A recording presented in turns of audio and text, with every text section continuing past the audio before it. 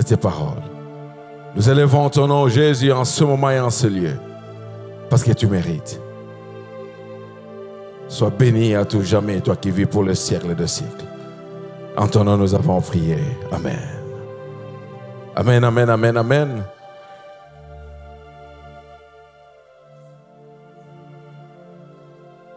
Nous sommes dans notre année de fertilité, n'est-ce pas?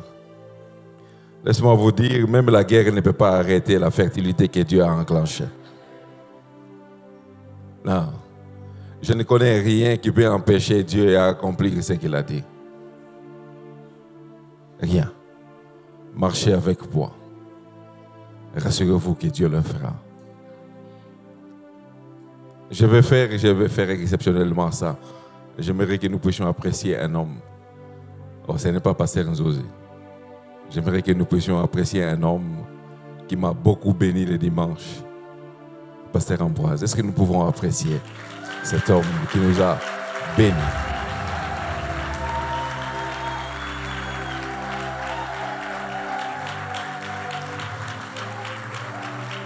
Je le fais à juste titre parce que je le connais à Kimbangu.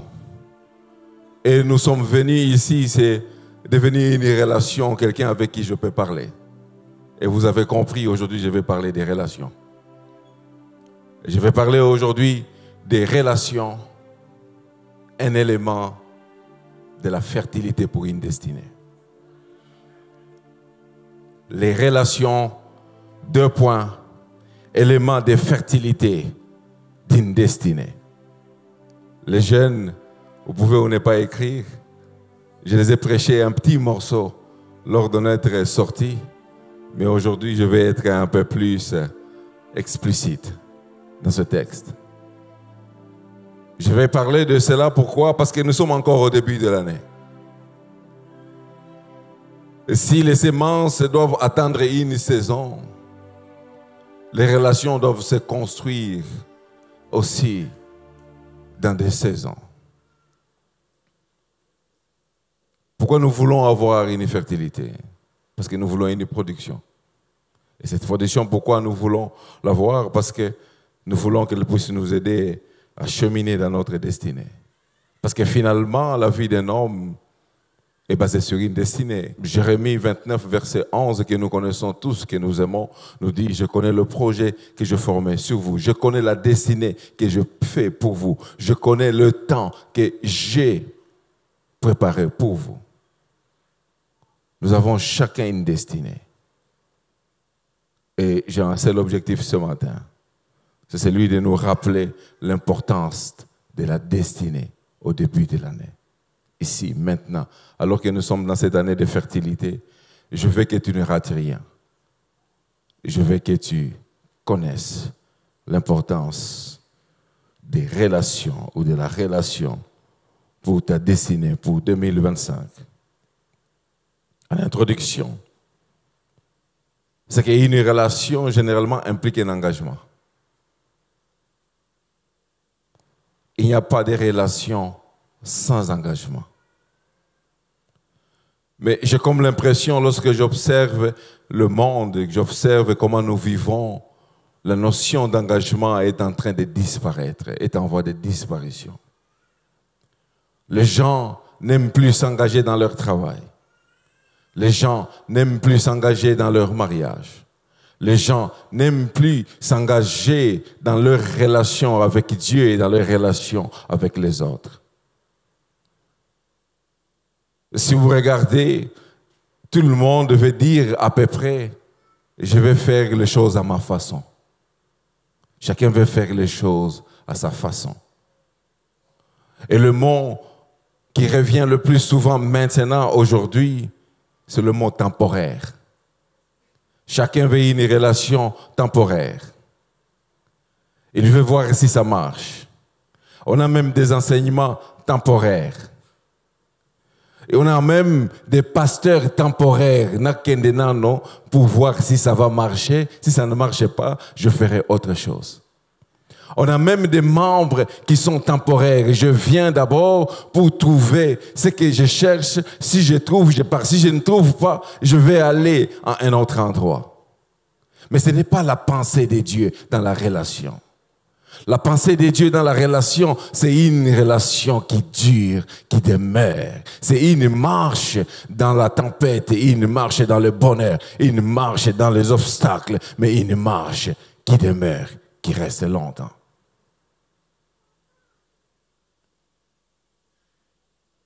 Aujourd'hui, on peut l'observer.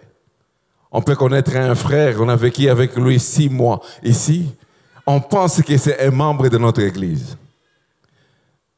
Mais pendant 2 mois, il a disparu. Tu passes quelque part dans une église, il est membre d'une autre église. Tout devient temporaire. Les relations temporaires ne produisent rien qui dure. Les relations temporaires produisent quelque chose de temporaire. Mais Dieu veut que nous ayons une relation qui dure. Nous allons lire 3 portions des Écritures qui m'intéressent cet avant-midi. La première se trouve dans Genèse 12, du verset 1 au verset 4.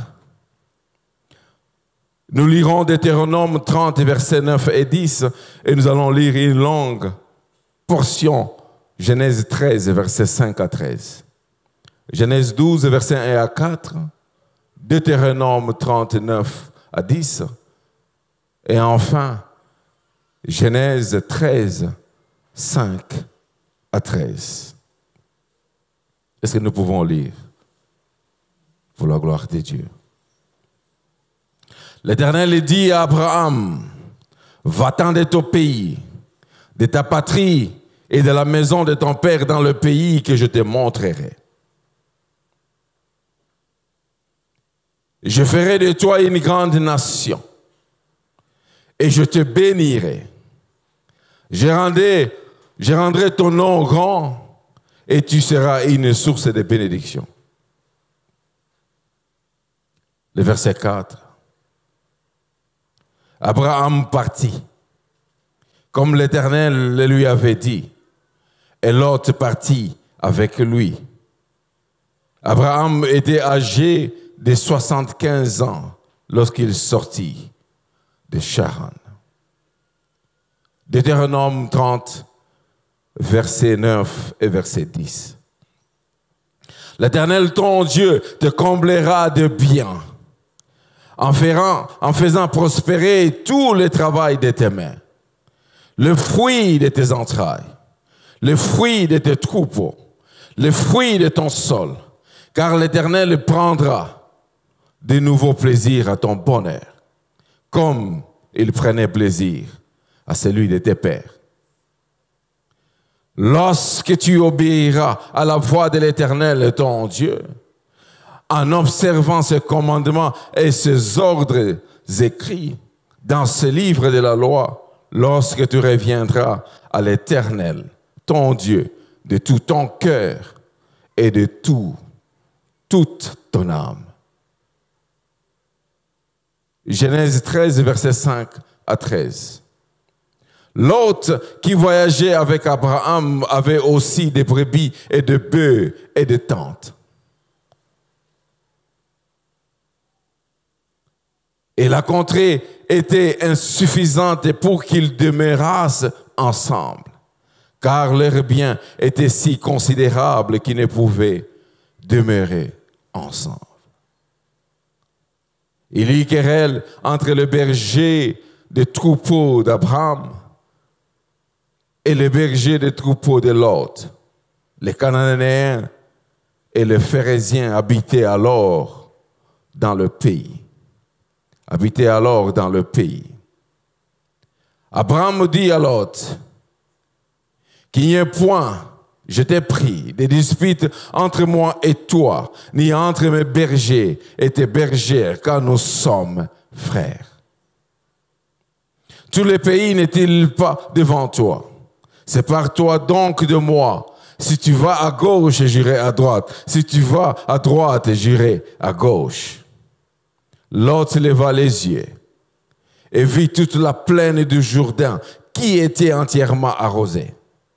Avant que l'Éternel y détruise Sodome et Gomorrhe, c'était jusqu'à Tsoar, comme un jardin de l'Éternel, comme le pays d'Égypte.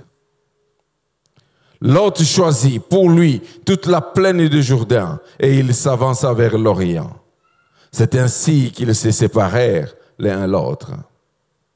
Abraham habita dans le pays de Canaan, Lot habita dans la ville de la plaine et dressa ses tentes jusqu'à Sodome. Si c'est ta Bible, dit dressa ses tentes jusqu'à Sodome. Les gens de Sodome étaient méchants et des grands pécheurs contre l'Éternel, par l'ordre du Seigneur. C'est une histoire que nous connaissons, n'est-ce pas? L'histoire de l'appel d'Abraham. Abraham vivait dans son pays avec son père, avec sa famille, avec leurs richesses, avec leur confort, avec la certitude, avec tout ce qu'il pouvait avoir. C'est comme aujourd'hui, tu es chez toi à la maison avec tes parents, vous vivez bien votre vie, que quelqu'un vient de vous dire de quitter la maison pour aller dans un lieu inconnu. Ça, nous le savons. Mais c'est le verset 4 et moi qui m'intéresse aussi. Il dit, Abraham partit comme Dieu le lui avait demandé et Lot est parti avec lui. Dans ce cas précis ici, Abraham est appelé et il amène Lot et toutes les richesses.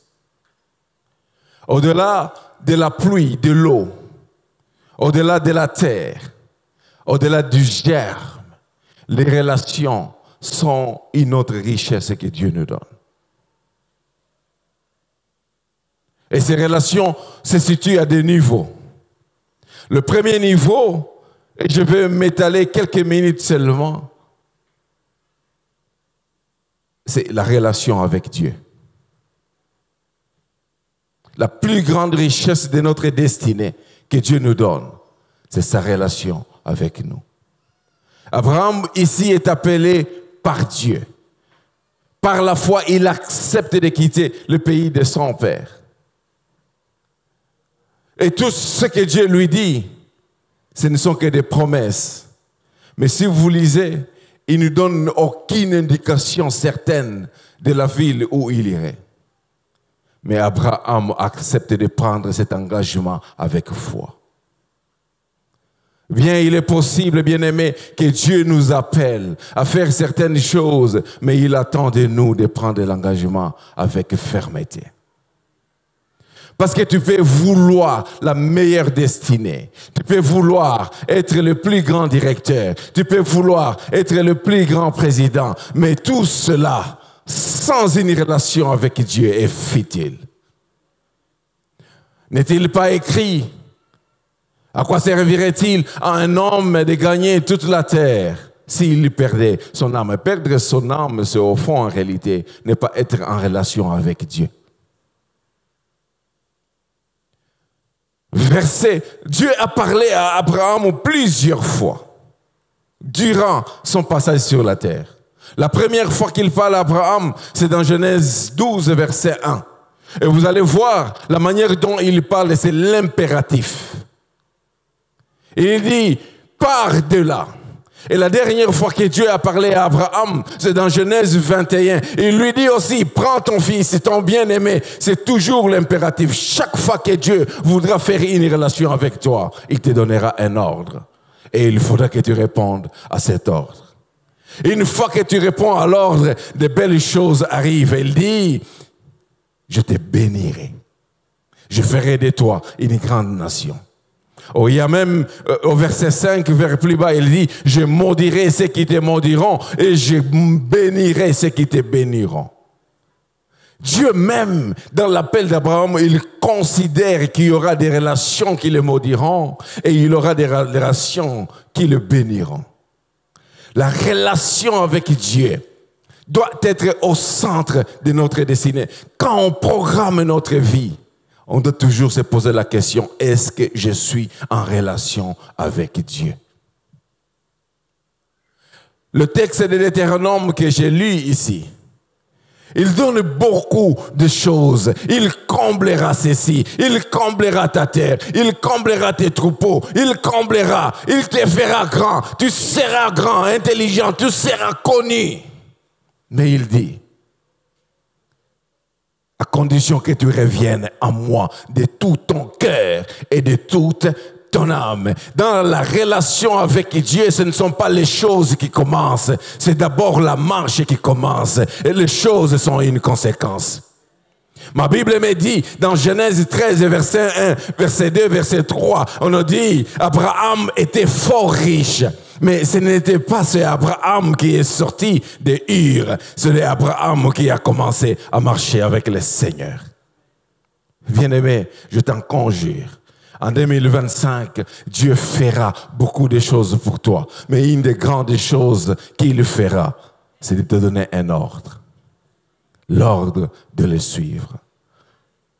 Mais la question que je te pose, est-ce que tu es disposé à prendre cet ordre au sérieux? Oui, je sais que la vie est dure. La situation économique du pays est dure. Parfois, cet ordre te poussera à abandonner ton avantage. Parfois, cet ordre te poussera à abandonner ce qui est précieux pour toi. Abraham l'a fait. Il a abandonné sa famille. Lorsque vous rentrez dans Genèse 11, on nous dit que le papa d'Abraham marchait avec Abraham, avec Sarah et avec l'autre, le fils d'un de ses, le petit-fils. Ils étaient importants. Ils étaient des commerçants, mais ils adoraient les idoles. Bien-aimé, la stabilité que tu cherches sans Dieu, elle est vaine. Les voitures que tu cherches sans Dieu sont vaines. Les enfants, le mariage, tout ce que tu cherches, si Dieu n'est pas la base de ta relation, c'est inutile. C'est inutile. Bien-aimé, j'ai parlé à un homme, j'ai discuté avec lui, un conseiller des ministres, j'ai discuté avec lui il y a quelques années. Et on était quelque part devant un avocat. Et il me titille un peu en disant, non, celui-ci, il parlait de moi, celui-ci vous promet le paradis que lui-même ne sait pas s'il existe. Voici ma réponse. Je lui dis, admettons qu'un seul instant que le paradis n'existe pas. Admettons, ce qui n'est pas vrai. Le paradis existe, ce n'est pas un mythe. Admettons un seul instant que le paradis n'existe pas. Et que tu éduques tes enfants selon les préceptes que je t'enseigne et que je lis de la parole de Dieu. La bonne nouvelle, c'est que tes enfants seront bien éduqués. Ces enfants connaîtront et ils auront une bonne moralité. Tu ne vas pas commencer à te plaindre chaque fois de l'immoralité sexuelle de tes enfants. Ça voudra dire, en dehors du paradis que je te promets, il y a quand même de belles choses de marcher avec un Dieu, même ici on dit qu'il n'existait pas. Mais la bonne nouvelle, c'est que le paradis existe. Mais parce que le paradis existe, tu as l'obligation de marcher avec Dieu pour parvenir au paradis. Les scientifiques, les rationnels, ils pensent que ce qu'ils font, des petites choses qu'ils font, annulent Dieu ou inhilent Dieu de leur marche. Mais il faut juste le voir quand ils tombent malades. Là, ils reconnaissent qu'il y a des pasteurs qui peuvent prier pour eux.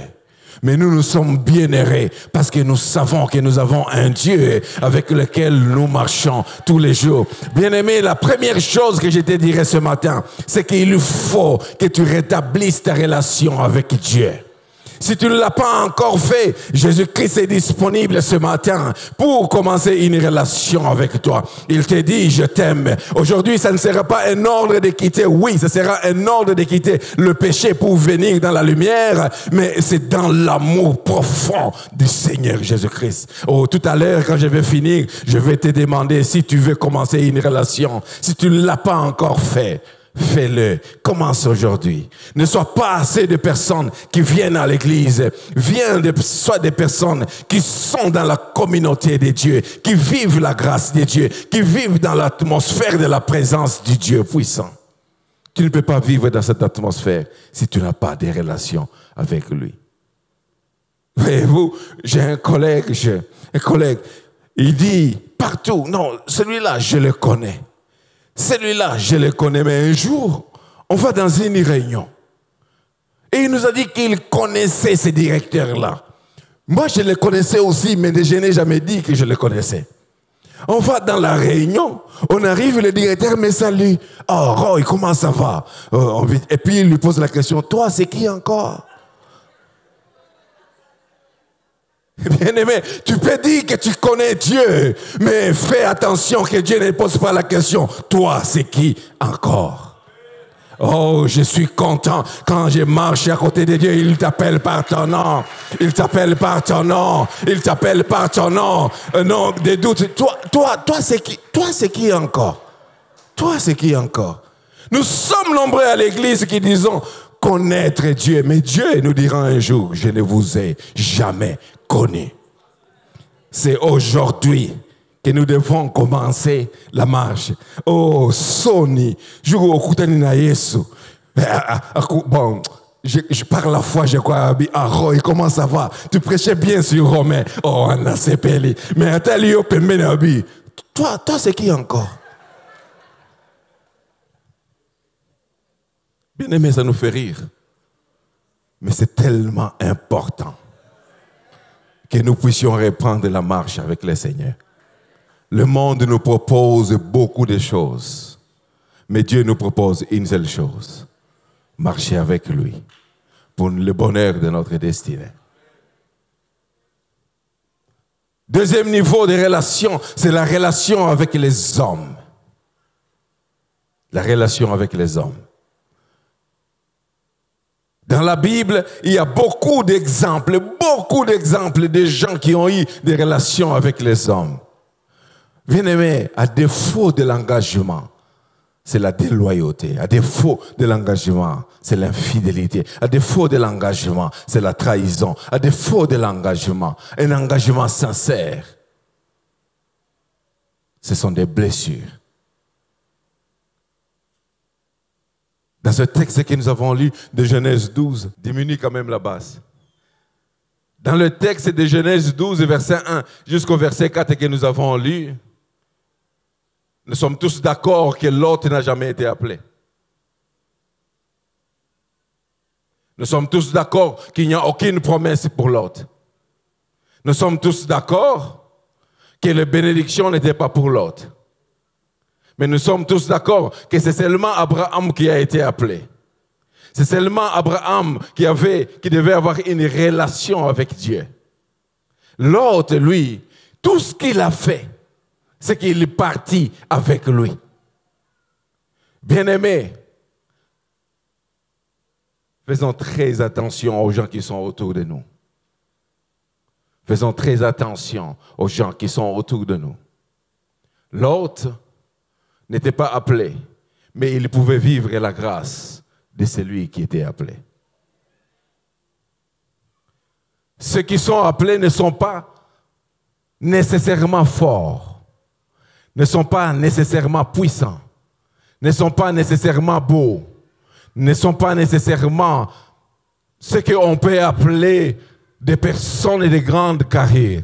Ce qu'on a appelé peuvent être des personnes tout simplement inutiles à nos yeux, mais utiles aux yeux de Dieu. Abraham, c'était juste l'oncle de Lot. Il n'était pas plus que ça. La Bible nous dit que Lot avait beaucoup de biens. Abraham avait aussi beaucoup de biens. Mais ce que Lot n'avait pas, il n'avait pas l'appel. Ce que Lot n'avait pas, il n'avait pas la promesse. Ce que Lot n'avait pas, il n'avait pas la bénédiction. Parce qu'il y a une différence entre la bénédiction et les bénédictions. La bénédiction, c'est la capacité à acquérir les choses. La bénédiction, ça, il n'y a que Dieu qui peut donner. Les bénédictions, les biens, tout le monde peut les avoir. Mais la bénédiction, la capacité à acquérir des choses, ça, il n'y a que Dieu qui peut donner. L'autre pouvait avoir des biens, mais il n'avait pas la bénédiction. Et je me suis toujours posé la question, si l'autre était resté à côté d'Abraham, est-ce qu'il planterait ses tentes jusqu'à Sodome? Parce qu'au verset 13, on nous dit, Sodome, les gens de Sodome étaient méchants et ils étaient pécheurs. Bien-aimé, découvre l'homme de ta destinée. Et la relation de la destinée, il faut la découvrir. Cette relation de la destinée, c'est ce qu'on appelle parfois l'aide de la destinée. Il faut découvrir cette aide et rester attaché. Parce que lorsque tu te détaches de l'aide de la destinée pour ta vie, la première décision que tu vas prendre sera mauvaise. La première décision que Lot a prise, elle était mauvaise. Lot, s'il était resté à côté d'Abraham, Lot ne serait peut-être pas à Sodome. Aussi, Lot avait la conscience, il avait la sagesse. Il aurait demandé à Dieu de choisir pour lui, ou demandé du moins à Abraham de choisir pour lui où il devait aller. Une vie qui marche à côté de la vie qui a une grande destinée finit par laisser une progéniture maudite. Genèse, mettez-nous cela. Genèse 19, verset 37 et verset 38. Le livre de Genèse 19 nous parle de la sortie de Sodome, nous parle de la femme de Lot qui est devenue une statue de sable, nous parle de Lot et ses filles qui ont été sauvées. Mais un peu plus tard, ces filles ont commis l'impair. Ils ont enivré leur père, ils ont couché avec leur père pour perpétuer la race de leur père. Mais le verset 18 et le verset 19 nous dit qu'ils ont tout simplement créé les rebelles à la race choisie. La fille aînée a eu un fils qu'il a nommé du nom de Moab. Et la fille cadette, elle a eu du nom. Est-ce qu'on peut nous mettre ce texte-là? L'aînée enfanta un fils qu'elle appela du nom de Moab. On dit, c'est le père des Moabites. Jusqu'à ce jour. Maudit. La fille, l'autre fille, on peut me donner le verset 38 aussi. La plus jeune enfantant aussi un fils et qu'elle appela du nom de Ben-Ami. C'est le père des Ammonites jusqu'à ce jour. Lorsque vous lisez les guerres qu'Israël a eues, la nation choisie par Dieu, qui sont les protagonistes? Les Moabites et les Ammonites. Lorsque tu quittes l'homme, l'aide de ta destinée, plus tard, tu risques de devenir son adversaire et son ennemi. Connais l'aide de destinée et restez-y attaché. Mais lorsque vous lisez Genèse 14, alors que Sodome et Gomorrhe est attaqué par 5 rois, Abraham, l'homme, l'aide de destinée de l'autre, est allé même les défendre. Lorsque vous lisez, lorsque Sodome et Gomorrhe, au chapitre 18, Sodome et Gomorrhe est voué à être brûlé, c'est Abraham encore qui défend l'autre. Est-ce qu'il y a-t-il un seul juste, 2 justes, 3 justes sauvés? L'homme n'a pas été sauvé par lui-même, il a été sauvé par son aide destinée. Parfois, l'aide destinée est toujours là. Tout ce qu'il faut, c'est de revenir. Alléluia. Est-ce que tu es et tu as quelqu'un que tu appelles l'aide destinée autour de toi? Où tout le monde est sorcier. C'est tout ce qui est comme la langue mouké. Tu regardes la personne qui est à côté de toi, oh sorcier. S'il te plaît, tout le monde n'est pas sorcier. Tu vas appeler ton aide destinée sorcier. Et tu vas prendre des mauvaises décisions. Écoutez. Nous connaissons bien l'histoire de Ruth. Ruth la Moabite, qui descend de Lot. Nous sommes d'accord que les Moabites descendent de Lot. Ruth la Moabite, elle était plus sage que son arrière-grand-père. Elle a rencontré une Naomi juive, détentrice de la promesse, héritière de la promesse d'Abraham. La bénédiction était sur elle. Elle n'avait rien. Elle n'avait rien. Elle était veuve et n'avait rien. Mais elle avait sur elle la bénédiction. Ruth, il dit, Ruth 1, verset 15 et verset 16. Lorsque Naomi lui dit de partir, de la même manière qu'Abraham a dit à l'autre de partir, cette fois-ci, elle dit non, moi je ne pars pas comme mon arrière-grand-père. Moi je reste attaché à toi. Où tu iras, j'irai. Ton peuple sera mon peuple, ta nation sera ma nation. Bien-aimé, lorsque tu restes attaché à celui qui a la promesse et qui a la bénédiction, la première chose que Dieu fait, il ôte la malédiction. Elle était moabite, mais dans ma Bible, dans Matthieu 1, verset 5, on nous dit, Boaz engendra Obed d'Érith. Qu'est-ce qu'une moabite vient faire dans la généalogie de Jésus-Christ? Parce qu'elle n'est plus maudite, elle a ôté la malédiction, elle est restée à côté de l'aide de sa destinée. Découvre l'aide de ta destinée. Découvre l'aide de ta destinée et tu vivras une destinée heureuse. Ruth n'a pas fait grand-chose. Elle a tout simplement dit, où tu iras, j'irai. Mais Abraham, avec l'autre, il dit, si tu vas à gauche, moi j'irai à droite. Mais à boy gauche. À boy droite, alors si tu vas à gauche, je viendrai à gauche. Si tu vas à droite, je viendrai à droite. Si tu vas par en arrière, j'irai en arrière. L'aide de destinée, lorsque tu as découvert, il faut faire comme les quinois. Coller serré. Kotikaete. Est-ce que tu as découvert quelle est l'aide de ta destinée? 90% des mariages ne diront pas que leur conjoint, c'est l'aide de destinée. Parce qu'ils vivent dans leur maison comme des cachères. Comme des cachères. Oh, gloire à Jésus. Pour les 10 couples qui considèrent que leur conjoint, c'est leur aide destinée. Ton conjoint doit être ton aide destinée.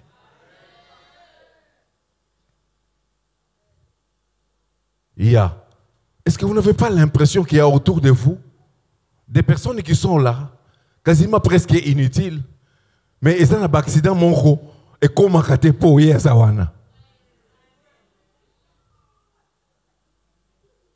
Et de destinée. Est-ce que vous n'avez pas l'impression que ça a battu mon croana, baye bakamakambo so balinga basaleo mabe akolo tango et puis ko ebisa abikisio et de destinée. L'aide de destinée n'est pas forcément la personne qui a beaucoup d'argent. Non. N'est pas forcément la personne qui parle bien français et anglais. Non. L'aide de destinée, c'est la personne que Dieu a choisie pour toi, pour t'accompagner. Découvre cette personne et il y a des choses que tu ne vivras pas. Oh, laisse-moi t'étonner. Tu n'es peut-être pas appelé à avoir des millions. Non, peut-être pas. Mais Dieu mettra à côté de toi des gens qui ont des millions et tu vivras comme millionnaire. Dans ton ministère, tu n'es peut-être pas appelé à être un prophète. Non. Toi, ce n'est pas prophète. Mais Dieu a mis à côté de toi des aides de destinée qui sont prophétiques et qui sont précis dans la prophétie. Oh, tu vas commencer à vivre comme si c'est toi qui es prophète. Moi, je connais des prophètes qui ne sont pas prophètes. C'est leurs intercesseurs qui sont prophétiques. Quand ils viennent lui dire ce qui va se faire, il vient seulement là. Il sait que celui-là, c'est mon aide de destinée. Lorsqu'il me dit quelque chose qui vient du ciel, ça veut dire qu'il a participé au conseil divin. Je connais ces gens-là.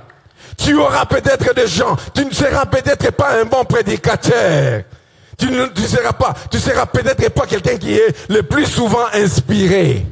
Mais tu auras toujours des gens qui auront toujours des bons thèmes.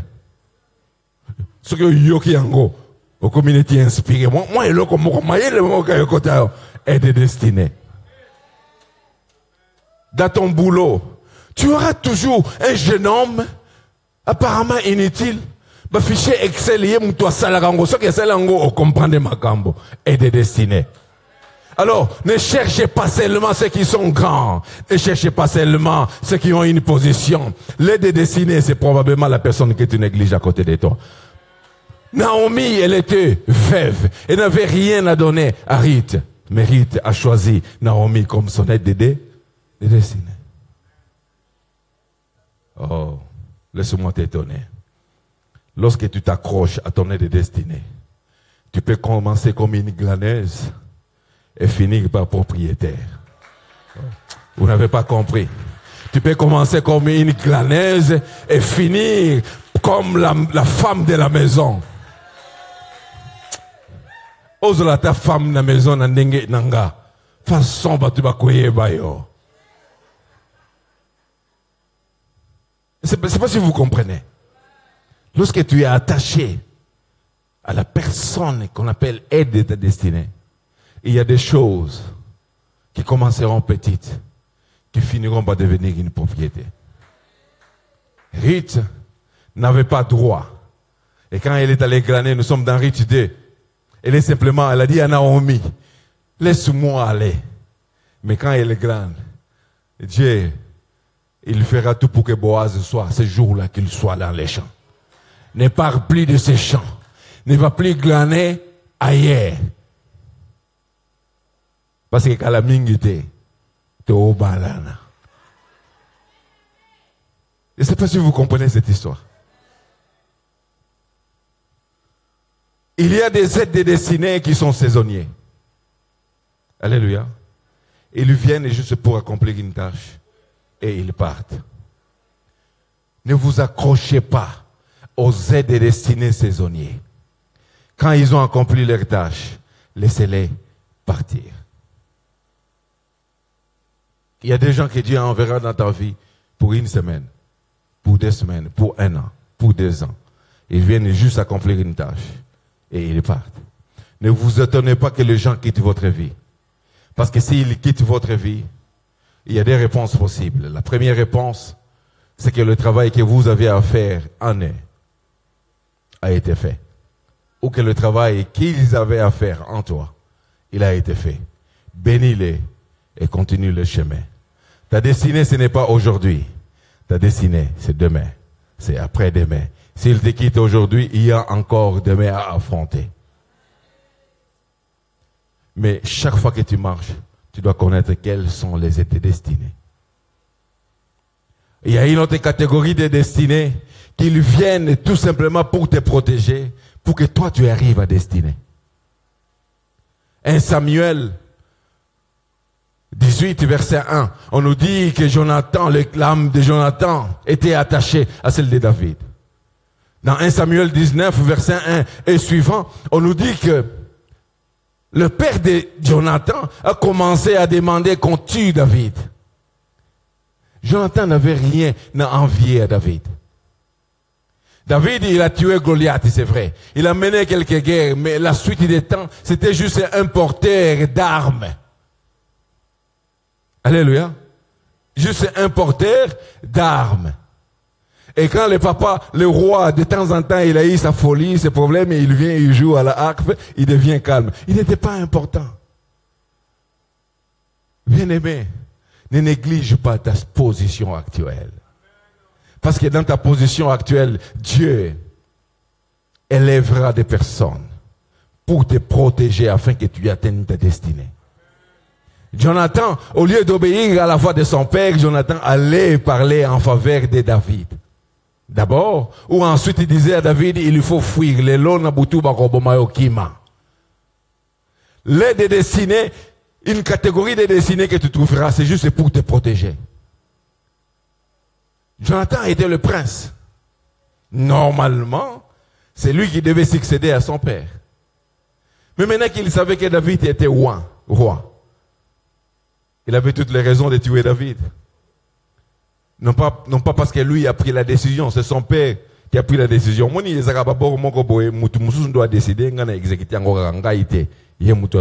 il avait cette possibilité.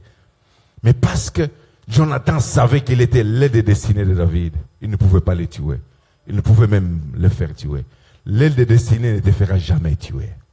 L'aide destinée ne te fera pas du mal. L'aide destinée ne te trahira pas. L'aide destinée ne te calomniera pas. L'aide destinée te protégera pour que toi tu atteignes ta destinée. Mais la beauté avec ça, c'est que David aussi a fait. Y a-t-il quelqu'un dans la maison de Jonathan pour que je lui fasse du bien? Jonathan était l'aide destinée de David, mais cette fois-ci, David était l'aide destinée de Mephibosheth. Tu es infirme dans un domaine précis. Laisse-moi te dire, à la table du roi, on ne verra pas tes pieds. On ne verra pas ton infirmité. Si tu restes chez toi à la maison, on pourra voir comment tu boitilles. Mais lorsque tu manges à la table du roi, oh, quel bonheur de manger à la table du roi. C'est parce que vous avez regardé les films là, de Nabucodonosor. Vous avez vu les mains qui sont sur les tables, les tables. Et nous avons notre partage aussi. Dans le psaume 23, il dresse une table devant nos adversaires. Il lui induit ma tête et ma coupe déborde. Mais ce que j'aime, ce n'est pas tellement la table. Il faut que vous ayez maillé les navires. Oui, puis que ceux qui ont autres tambours en ensemble adressent à table. Si quand David a dit que vieux adresse à table, il n'y a aucun dété. Le bonheur et la grâce m'accompagneront tous les jours de ma vie. Mais comment? Parce que je vais habiter dans la maison de l'Éternel où on dresse des tables tous les jours. Restons dans la maison de l'Éternel. Les tables seront dressées tous les jours de nos vies. Faisons très attention. Il y a aussi des Géasi. Il y a aussi des Géasi qui sont à côté de nous. Non pas parce qu'ils nous aiment, mais parce qu'ils ont quelque chose à retirer de nous. 2 Rois 5, verset 23 jusqu'au verset 27. Géasi avait une destinée glorieuse. Pouvait être le remplaçant du prophète Élisée. Est-ce que vous avez l'image d'un remplaçant d'un prophète en Israël? C'est une grande autorité qui est presque proche du roi. Presque rival du roi. Mais à cause de la convoitise, il a raté de bénéficier de la bénédiction de ce homme de destinée. Ça, c'est un piège qui nous guette tous, chacun d'entre nous. Moi, je connais des gens qui ont empoisonné quelqu'un, avec qui ils ont fait 20 ans, simplement parce qu'on lui a donné 10 000. Les Géasi. Ils sont prêts à te trahir. Ils sont prêts à te mentir, même devant les yeux. Quand il revient, après avoir fait son forfait, il revient, Élisée lui pose la question, où était-il? Je ne suis allé ni à gauche, je ne suis allé ni ailleurs, ni ailleurs. Donc, il n'est allé nulle part. Ne soyons pas des Géasi. Lorsque nous découvrons l'homme de destinée, ne restons pas à côté de lui à cause de ce qu'il a, ou de ce que nous pouvons gagner au travers de lui. Et la plupart des gens à Kinshasa aujourd'hui, ces rencontres, pousser ni pemen simplement parce que tu as une position. Alléluia. Ce n'est pas la position qui va te sauver. C'est la bénédiction, la grâce qui est en cet homme qui va se transmettre en toi. Tu es peut-être la personne prochaine qui va remplacer le prophète, mais à cause de l'okoso yambongo,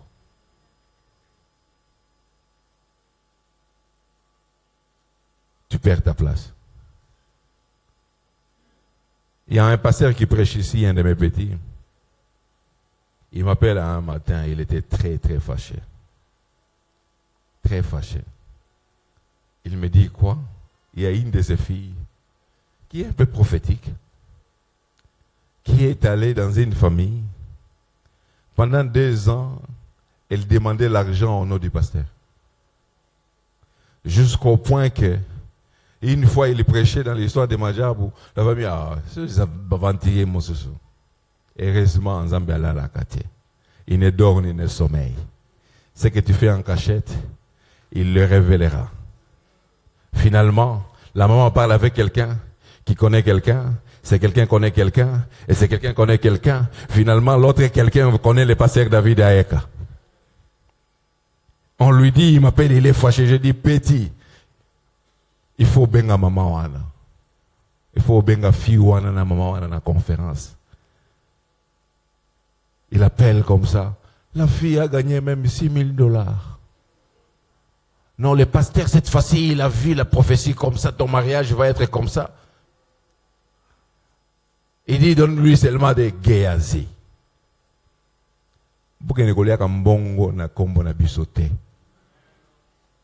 Oh, pasteur, papa, vous savez que dernièrement, on a arrêté quelqu'un ici à la commune de Kitambo. Afin d'aller dans le quartier, il va à la commune pour dire que pasteur, il va vous amener les brouettes et pour ceci, mais vous devez d'abord donner $2,000. Heureusement, Zambenanga Azelaki va débourser $2,000. Alalaki, période où on a Azaki Misuga. Et puis on m'appelle pour m'informer. Alors que nous avions la campagne ici. J'ai juste envoyé mon avocat. On l'a pris. Bon, je ne sais pas ce qu'on a fait avec lui, mais il fallait juste qu'on lui donne une petite leçon. Géasi. Est-ce que nous sommes les Géasi? Nous devenons Géasi non pas parce que nous voulons les devenir. Nous devenons Géasi parce qu'il y a dans nos cœurs une convoitise. Bien-aimé, la vie c'est un processus. Ne cherchez pas à devenir grand tout de suite. Je ne suis pas devenu grand tout de suite. J'ai dû travailler des années durant. Travailler, jeunes gens, qu'on ne vous trompe pas. Surtout sur les réseaux sociaux. Tu poses juste un truc, quelqu'un te dit, tu vas recevoir autant, c'est rapide. Ce n'est jamais rapide. Oui, je sais que c'est rapide.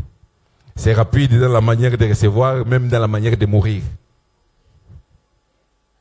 Je ne sais pas si on se comprend. Tu reçois rapidement et tu mets rapidement, et puis biso toye na matanga, frère na biso akufa ki toyebi, et l'autre akufeli, te. Akufeli kaka rapidité. C'est très important, bien-aimé. Découvrons les aides destinées, ne faisons pas de eux shida. Cop.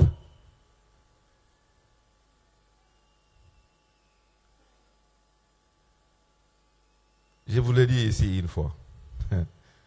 Un président, je vais clôturer par là et nous allons prier. Un président avait ses petits. Ils étaient ensemble.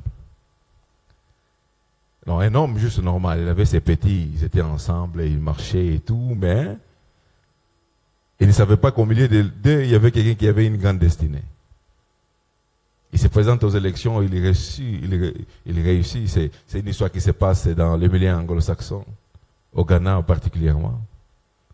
Et puis le président, quand il est élu, il appelle maintenant ses petits, il dit, bon, qu'est-ce que vous voulez que je fasse pour vous? Je suis ministère de budget. Je suis ministère de la finance. Je suis poste. Mais mon co, mon amayele, a ébissé que au moins un jour où il y a prestation de serment, jour où on a en face. Benganga, Naya. Dis-moi tout ce que tu veux dans les oreilles, peu importe ce que tu vas me dire. Même si tu ne vas rien dire, moi je vais mettre juste sur ma tête comme ça, tu me parles dans les oreilles.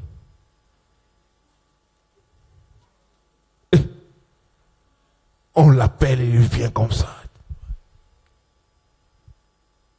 Mais quand ils ont fini, ce n'est pas le ministre des budgets qui était plus populaire. Ce n'était pas le ministre des Finances qui était plus populaire. Ce n'était pas le ministre des Portefeuilles qui était plus populaire. C'est l'homme à qui le président chuchote à son oreille. Est-ce que tu es l'homme à qui Dieu l'Éternel chuchote à ton oreille? Est-ce que tu es cette personne-là?